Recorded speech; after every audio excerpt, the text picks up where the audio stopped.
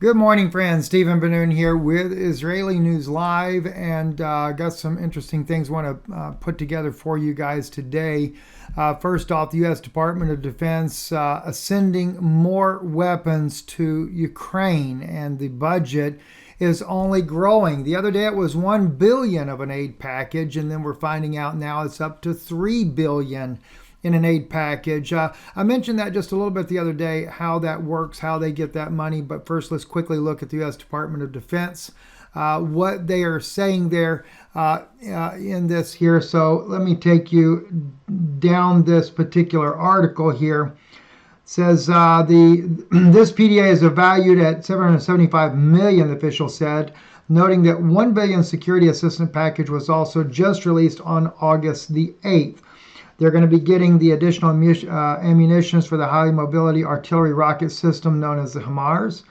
They're getting 1,605 millimeter howitzers, 36,000 rounds for the artillery, 15 Scan Eagle unmanned aerial systems for reconnaissance, mine clearing system, additional high-speed anti-radiation missiles known as the HIMARS missiles, 1,500 tube-launched optical track-wired guided anti-missiles known as TOWs, 1,000 Javelin anti-armor systems, 2,000 anti-armor rounds used in existing anti-armor systems, and other security assistance includes 50 Humvees, tactical secure communication systems, demolition munitions, night vision devices, thermal imagery systems, optics, and laser rangefinders.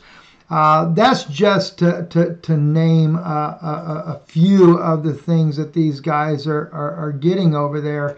And so, it's pretty wild what all they're allowed to have.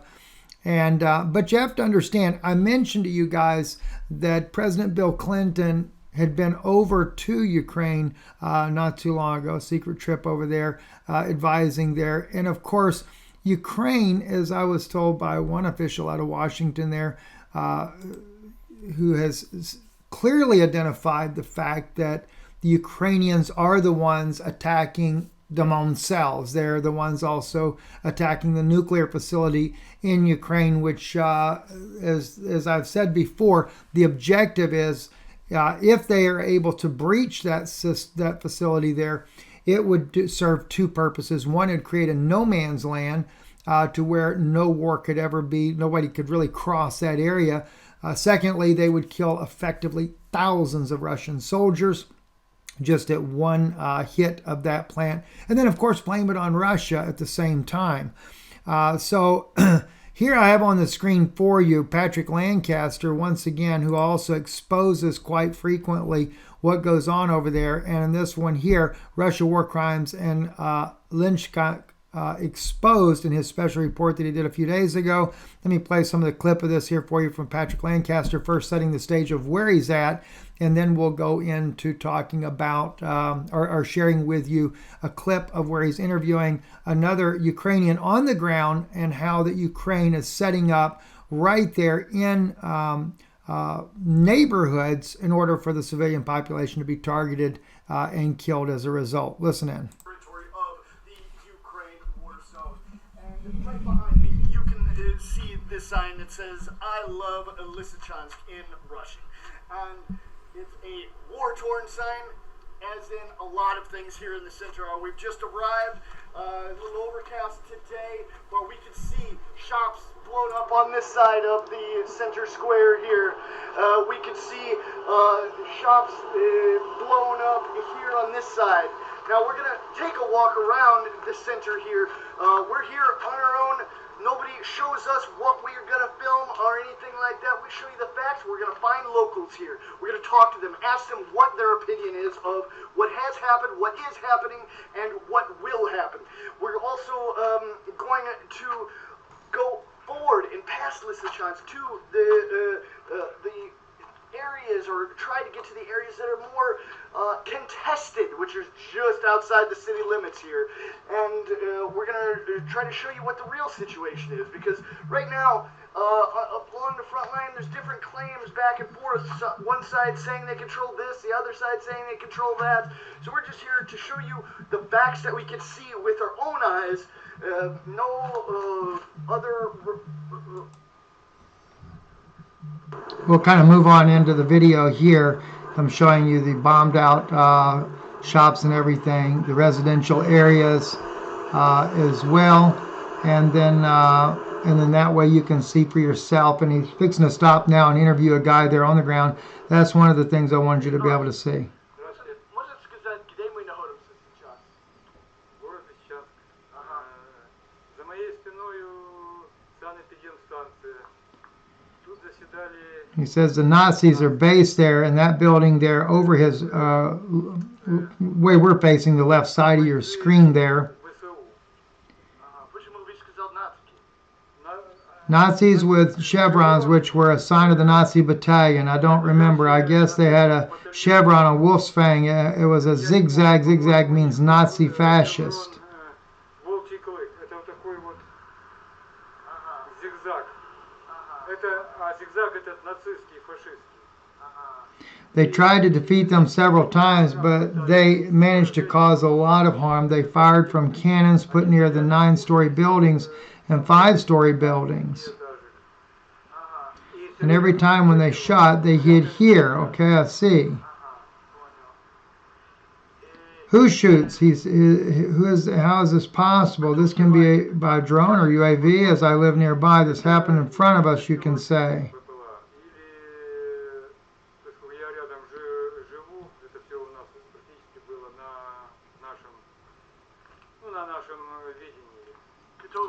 Us means who? I just mean that I live nearby, so I saw that. And finally they reached them as those Ukrainian Nazis managed to cause so much harm. So they turned it into a base. So Russia shot here, right? Yes, a base. And he's talking about the Ukrainians created the base there. They hid their cannons here and over there, and they made their posts, and there was a unit or a platoon up to 50 people. They had cars, cannons, which they hid here.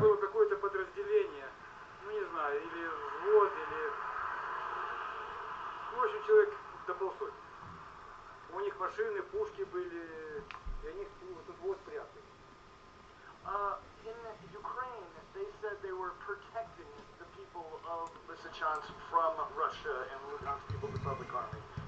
Украинские СМИ говорят о том, что украинские войска защищают местных жителей здесь от российской армии. Ложь. It's a lie. Just one word, a lie. They don't defend. They use us as well as their own fighters, just as cannon fodder. There you go, right there. So I wanted you to be able to see this for yourself and know that, and this goes on and on and on and on. I mean, Patrick Lancaster constantly shows these things here for people. You know, like you got another guy right here who damages the city. Well, I'm not a witness, but according to the people, I'm a witness. So let's see what he says here. They say it was the Ukrainian army. It hit the tower, the TV tower, the water pumping station, leaving us without water as well as all substations.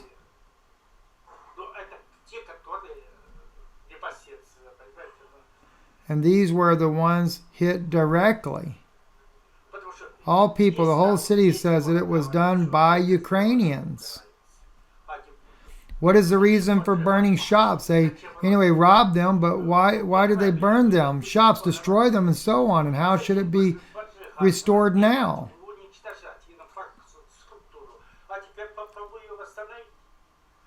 On March 18th, there was the first shelling. Windows were damaged. So since March 18th, my children and I have been living without heat. Windows were damaged, and it was frosty.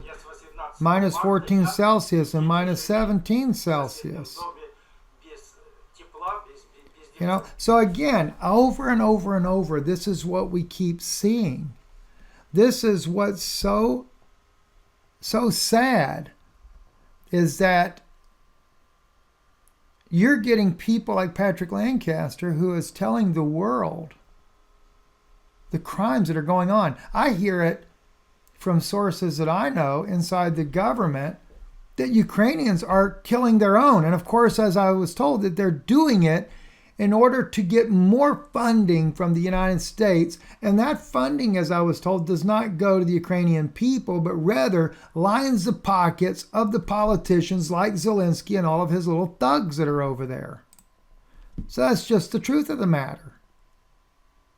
And then you have people like Erdogan of Turkey, the Prime Minister of Turkey or President of Turkey, who comes out in this article right here by I believe he's, I forget which country he's the leader of there, but he makes a plea to President Erdogan not to rescue the Azov battalion that's in Ukraine. And let me read to you what he says about that, and that right there. The head of the Chechen Ramzan, Akhmatovich Kadyrov, addressed Turkish President Recep Tayyip Erdogan. He said the administration of the Turkish President Recep Erdogan was ready to evacuate the Nazis of Azov regime trapped in the basement of the Azov. With all due respect to the leader of the Muslim state, I would like to remind you that Azov regiment is a fascist Nazi criminal armed formation that is involved to numerous atrocities and killings of the civilian population of Donbass. In the cellars of the Azov, these fascist criminals keep civilians, using them as human shields. The members of this bandit organization are known in Ukraine and beyond for their regular statements insulting the great Islamic values and ridiculing the religion of Islam in general. If the Muslims of Russia were saddened by the news that Turkey, a Muslim country, helped Ukraine with the supply of Bayrak drones, then imagine how sharply they perceived the message that Turkey was ready to evacuate ardent opponents and detractors of Islam. I appeal to the Turkish President Recep Tayyip Erdogan. The people of Azov are murderers and atheists whom they now want to present to you as innocent victims of Russian aggression. Do not let yourself be deceived by criminals who want to avoid judgment and deserve punishment with your help. So that was the Chechen leader making that statement there. Now, here we have Ukraine marks its Independence Day. And as they're marking their Independence Day, the Russian day under threat of Russian fire, the U.S. has announced a whopping $3 billion aid package for what it calls Ukraine's long-term security. So attacking and killing their own is paying off for Ukraine. And as I said before, all it is they're doing this in order to gain the funds out of the United States. Well, they got a very successful campaign, I would have to admit.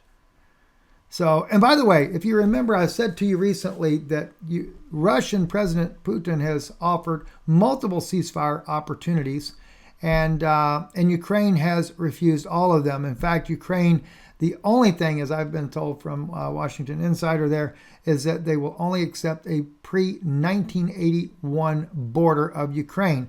And if you'll notice right down in here, not only would Crimea go back to them, but this section of Russia would also be part of that agreement if Russia even were to accept something like this. I just don't see it happening. The only thing I can see at this point right now is the situation is so dire that you would end up with if anything, Russia would end up really buckling down instead of trying to surgically go in there and remove all of these Ukrainian fighters out of there, the Azov battalion, etc. They may just step up and really start causing casualty, which would be a very saddened day because the civilian loss of life would become unbelievable. And I believe Putin is trying to avoid that. I do hear that even from people in Washington. He is trying to avoid that. So although you can sit there and look at the propaganda, and Twitter is a good example of that propaganda. If you just go to Twitter, for example, and you type in Ukraine and you put on the top stories, everything is going to be a defense of Ukraine. You will not see any objective reporting popping up in there if you put in the word Ukraine. It'll all be pro-Ukraine all the way down. So Twitter is clearly a agent of propaganda and not, more of looking at both sides of this battle here. I also want to mention to you as well, in this case right here, it's a little bit older article here about when Russia was moving some of their missile systems, the Eiklander over there near Finland. But generally speaking, when you see the videos, like in China's case, moving recently when Pelosi went to Taiwan, and we saw the missiles being moved around on the street and make it look like China's positioning for a nuclear war. I could not help but believe that is nothing but a show of force. It's not like they have to move anything. They could launch it wherever they want. They just reset their coordinates. Eiklander is a little bit different, but I just use that for an example. So I did talk to someone that's connected a little bit higher up in Washington in the defense area there, and they did confirm that, yes, that's just a show of force. Same thing with Estonia. The other day they came out and they were saying that in Estonia that Russia was sending their bombers towards the Estonia border because they're wanting the suspect who killed Dugin's daughter there in the car bombing that fled to Estonia. But again, it was a way of show of force. I had a meeting yesterday, and one thing that we did discuss because of that situation with Dugin's daughter being killed in this is because a lot of people are fearful of a nuclear war. And one thing I was told, though, is that Putin will be more conventional. He very much understands the implications of using nuclear weapons. So just to go into an all-out nuclear war is not something that we would see at this point right now. And I know there is concerns too about midterms. Are there going to be problems during midterms? From far as everything that we can find out, no, there won't be any problems during that.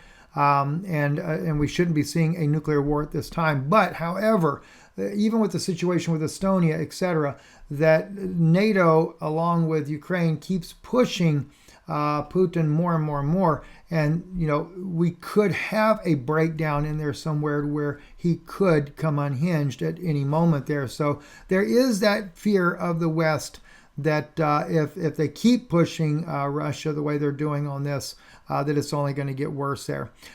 This story here coming out of the Jerusalem Post there. Shin Bet head Roman Bar visits Egypt as tensions developed with Israel there.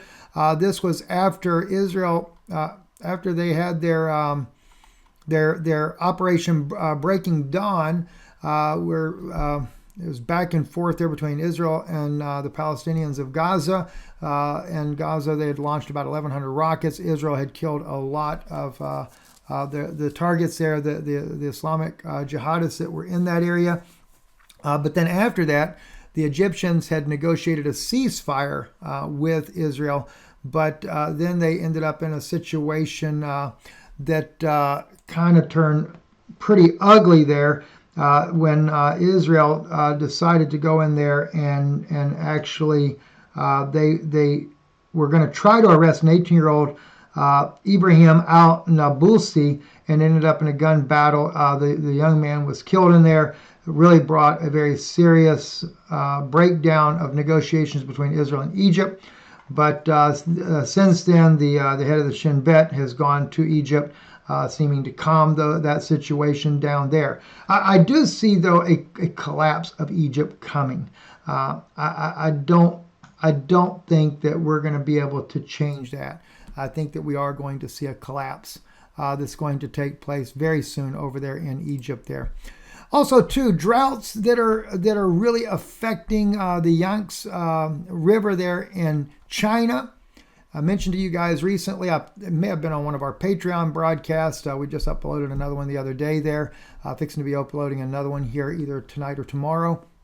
But that river, as you can see, and I want to kind of let this video here play for you in the background there, just so you can see, this used to be a lot of water in this. But, China's been buying up drinking water from the United States, bringing ships and huge bladders and stuff for a number of years now, because of the water shortages there. And it's not just China. I mean, China's not only the one that's going to be facing these horrific scenes that we're seeing right now in this footage here from The Guardian, but also we're seeing the situation in America. And of course, we're not always just in drought, like in the case here.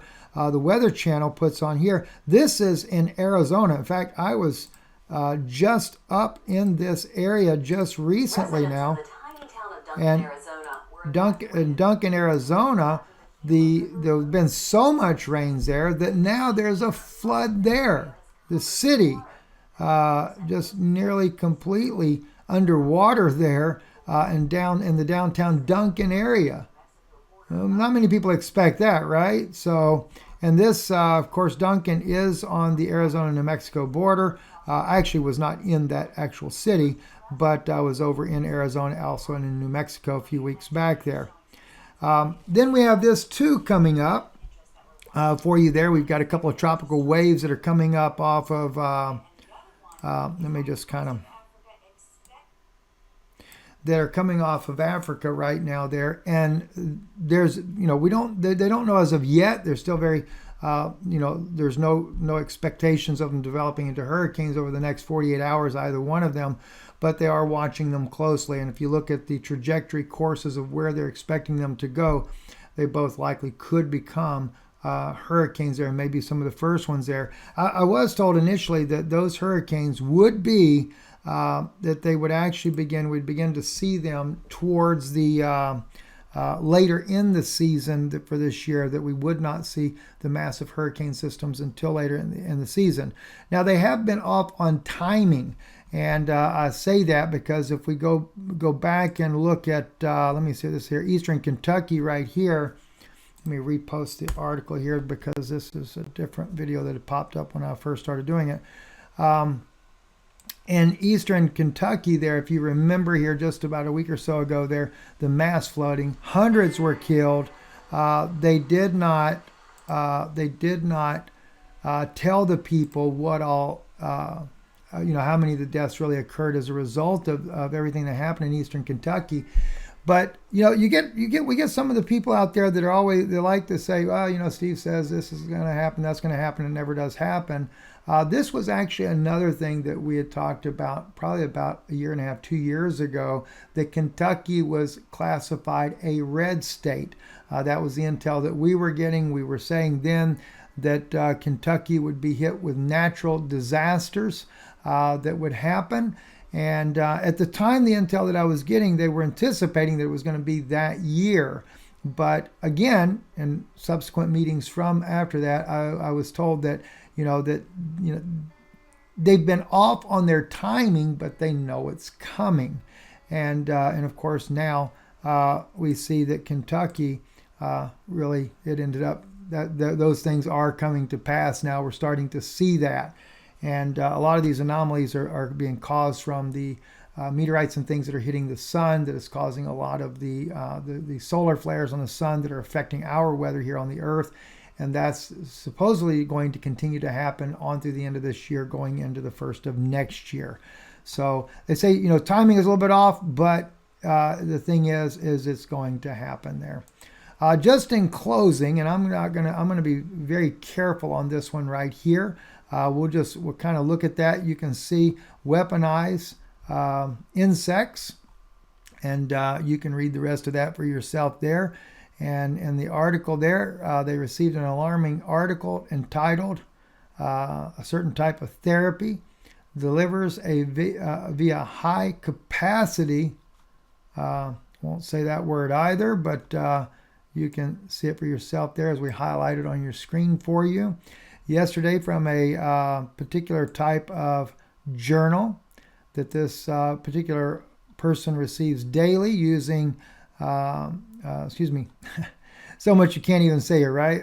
That right there is not new, but our researchers are linking it and should give us pause for concern, because that right there is being used in a, you just have to see that one right. Well, let me just highlight that one separately. You can see what that's being used in. The problem is that this baculo, what you call it, can enter into cells, but it cannot do that right there. It cannot do that right there. Using it, this system is a particular type of vehicle for humans, would necessitate it to be capable of this right here in humans. And then we find out that many, including that one there,